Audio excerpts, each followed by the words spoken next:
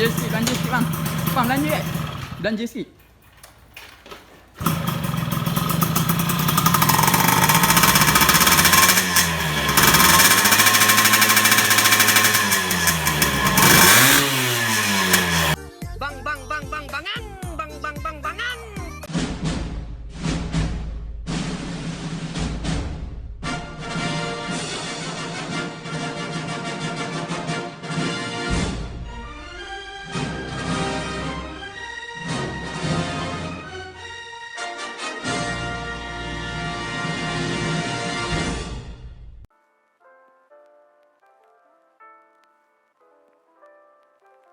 So bersama saya ini adalah powerman kita. Bagi sini bang, tak sikit muka. Ni powerman kita ini. Ni. Ni powerman kita. Jom kita buat video. Kita akan restore motor ni daripada buruk. Betul buruk. Ni contoh. Yang ni tu baru sudah restore. Ada kedai je ni. Yang ni apa yang kita akan buat adalah kita akan liping benda lah ni. Semua kita liping. Kita akan buat macam abang dia. Bukan abang ni, adik. Ni adik.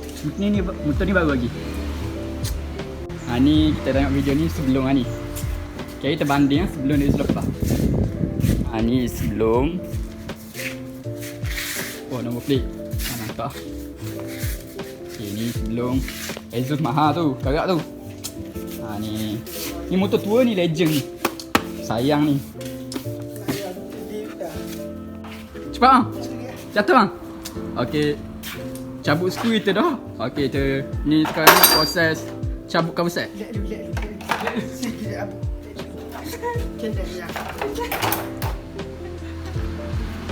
Jangan ikut pun dah.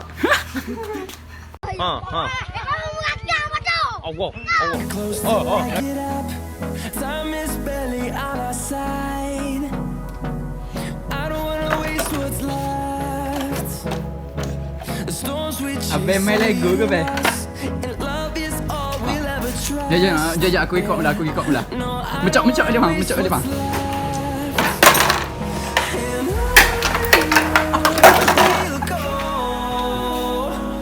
Through the wastelands, through the highways, till my shadow turns to sun rays. And on we'll go. Through the wastelands, through the highways. Kalau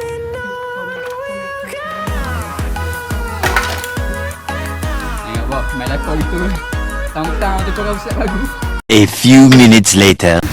Ini tu apa je? Ini nak baru tu sekarang nak cat dulu enjin.